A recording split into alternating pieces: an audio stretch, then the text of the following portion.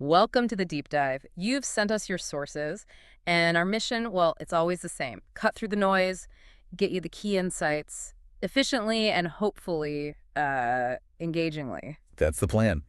And today we're diving into something a bit different, a fantasy world. Yeah, we're looking at excerpts from R.A. Salvatore's The Chaos Curse. It's the fifth book in his Cleric Quintet series. Right. And this series follows Cadderly who's a scholar cleric.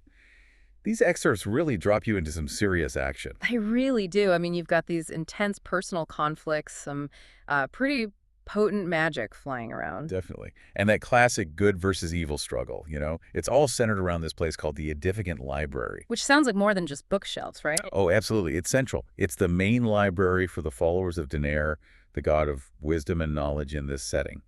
So what happens there really matters. Okay. And in these pages, we see a really dangerous curse get unleashed. Yeah, and a character's descent into vampirism. Yeah. Which is pretty horrific. Plus, you have these power struggles inside the church itself, the Deneir. And a fight to reclaim the library itself? Wow. It's a lot.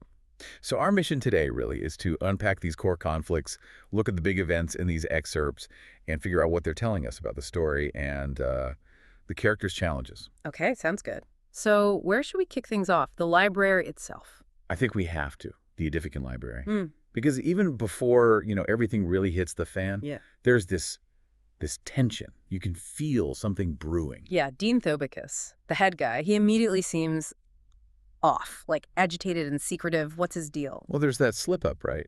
Early on, he almost says Cadderly's name, that not Cad moment. Others hear it too. Exactly. And it suggests he's, pretty worried about Cadderly coming back, maybe even scared. Hints at some kind of power struggle already going on. It does. And we also hear about Viscero Balago dying. Something about an accident with one of Cadderly's explosive darts? Right. And another character, Bron Turman, seems clued into these power dynamics. He's being very cautious. So the leadership's already shaky, even before the main plot kicks in. Precisely. Yeah. That initial atmosphere is key. This place of order and knowledge, it's already got these internal cracks, these anxieties, makes it vulnerable. Vulnerable to the chaos curse. Tuanta Quiro Miancay. Sounds ominous. It is. It's described as this magic that just wants to destroy. Like it's alive and desperate to get out of the flask it's trapped in. And someone actually wants to let it out. Yeah, this creature, Druzel, from the lower planes think demons, basically. Druzel is actively trying to unleash it. Okay, so Druzel's the instigator. But who actually does it? That falls to Rufo. He's got this major grudge against Cadderly because of a brand Cadderly gave him. A revenge motive? Exactly. Rufo sees the curse as his ticket. Freedom from the brand, revenge on Cadderly. Yeah. He totally misjudges what he's messing with. Yeah, classic, be careful what you wish for. So what happens when he uncorks it? It's brutal. Yeah. Red fumes, just sheer agony, vomiting blood. The description is really visceral. It shows you this curse is just raw, destructive power, not compatible with life. So that's it for Rufo then. Game over. You'd think so. He dies, but then Druzel brings him back as a vampire. Whoa, okay. Yeah, it's called the ultimate perversion of life. A really dark twist for him. How does Rufo react? Is he suddenly Dracula? Not immediately. His first reactions is actually confusion and horror. Which is interesting, right? It adds this layer of tragedy. He hasn't instantly become this monster. Maybe part of his old self is still in there, horrified. Right. Meanwhile, back in the library, the internal stuff is heating up too. Thobicus hears Cadderly might be defeated. And he sees his chance, starts trying to turn the other priests against Cadderly, so sums it up. Just a power grab. Seems like it. He calls this vital conference with the top Deneir priests, key figures. And during that meeting, something bad happens. One of the priests is just incapacitated, mysteriously. Oh, that's sinister. So there's someone else working in the shadows. It really suggests that, yeah. Creates this atmosphere of fear, suspicion. And Thobicus, even though he's sort of allied with Rufo now. The vampire Rufo. Right. He's actually becoming scared of Rufo. Yeah. And he's clearly weighed down by guilt, too, betraying Deneir, his part in Bron Turman's death. He's trapped. Pretty much. And he tries to justify it all with his anger at Cadderly, but, it shows how personal grudges can lead you down a really dark path. Especially for someone in his position. Okay, so while all that's happening, where are Cadderly and his friends? They're dealing with their own stuff. Sheltering in a cave after a really rough winter.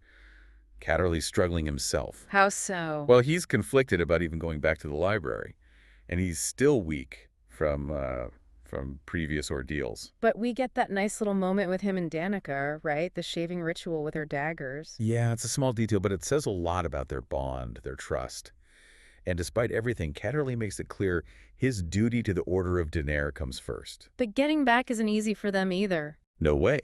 An avalanche blocks their cave exit, forces them onto a dangerous route. The text keeps reminding you, Cadderly's not at full strength. The journey takes a toll. Yet he's still thinking about the future. Planning to rebuild the library. Yeah, not just rebuild, but make it better. He calls it a place of light. It shows his hope, his belief that, knowledge and faith can win out eventually. But before that happens, things get much, much darker at the library. The undead threat. Right. It starts escalating. There's this Ogmite priest, Berdol.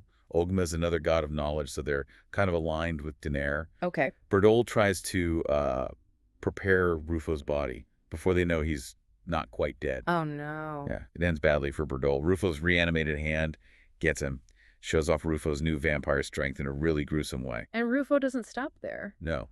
His encounter with Bachi, the cook, it's where you really see him give in to the hunger, feeding, losing what was left of his humanity. It's disturbing. And it's not just him. You mentioned zombies. Yeah, the library starts filling up with them.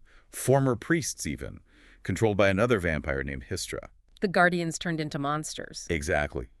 There's a priest named Roma Scalati who tries to fight them in the chapel. He's brave, but it's hopeless. He's overwhelmed. A losing battle. Completely. But his last words are this declaration of faith in Ogma, even facing death.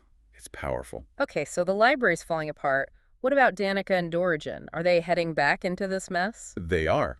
And they have their own adventure getting there. They run into some trolls. Fun. Do they handle it? Oh, yeah. Shows off their fighting skills. Yeah. Dorigen's a wizard, so she throws around some serious magic, like a fireball. Nice. And how is their relationship? Weren't they suspicious of each other? Danica was, initially, doubted Dorigen's loyalty. But during this journey, she realizes Dorigen's really changed sides. Truly committed to helping. They start working together. Adversity makes strange bedfellows, huh? Something like that. Yeah. Even Percival the squirrel acts weird, like a warning sign. When Danica and Dorigen finally get to the library, it's just eerily quiet. Dark. Not the place it used to be. Chilling. And then Thobicus has his own encounter. With Rufo. Yeah, in the dean's office. Yeah. It's a key scene. Thobicus is terrified. Rufo's completely dominant. Physically or? Both. Physically, yeah, but also psychologically. Rufo plays on Thobicus' doubts, his guilt, tells him Deneir has abandoned him. Oof. Kicking him when he's down. Totally. Preying on his fear, his past mistakes. And Thobicus breaks. What happened? He gives in. Becomes a vampire himself. Wow. Tragic. Does he survive? No. It's kind of ironic. He tries to escape the sunlight later, heading for a mausoleum, but yeah, he doesn't make it. Burned by the very darkness he embraced. Stark consequence. Man. Okay, so finally, Cadderly arrives with Ivan and Pikul. Right near the library, yeah. Yeah. And they immediately know something's wrong. Signs of battle. That troll stench you mentioned. They sense the danger. Definitely. They approach cautiously.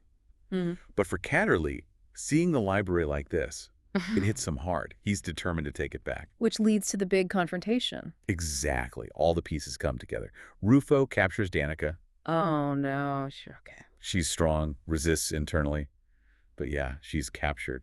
Then it's this huge, chaotic battle inside the library. Cadderly, Ivan, Pikul against Rufo, Hystra, all the zombies. High stakes. Who wins? Well, Cadderly manages to take down Hystra. They find Danica. She's alive, but weakened. Okay, good. What about Rufo? Ivan and Pikul report that they defeated him. It seems like he's gone. Seems like. Anyone else survive? Brother Chanticleer does. The guy known for his singing and faith. Apparently, his belief protected him somehow. But Drusel. The demon. Yeah, he escapes. Through fire, apparently. So the immediate threat is dealt with, but the ultimate source of the chaos is still out there. Right. So what happens right after the battle? They have to get out. The library's desecrated, unsafe. They decide to take Danica to Cara Dune to heal. She needs rest. And Cadderly. Still thinking about rebuilding. Absolutely. He's set on it. Yeah. And he wants to rename the library Spirit Soaring. It's this symbol of hope, resilience after everything. And Danica's thoughts. Any hope there? Yeah, there's a hint. She's thinking about a future with Cadderly, maybe even having a child.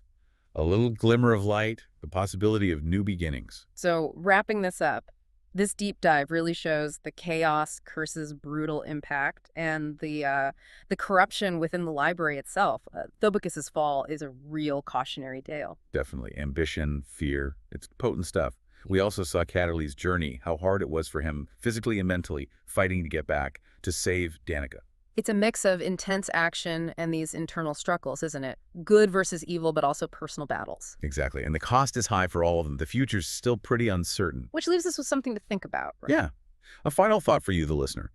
Seeing how Cadderly and Danica endure all this darkness, this destruction, what does their resilience tell us about maybe the strength of things like faith and love? And what about rebuilding the library as spirit soaring? What could that act symbolize, not just for them, but maybe for their whole world? Deep questions, yeah. Yeah. Worth reflecting on those themes, the curse, the fight for what's sacred, lots to chew on. Indeed. Well, thank you for joining us on this deep dive.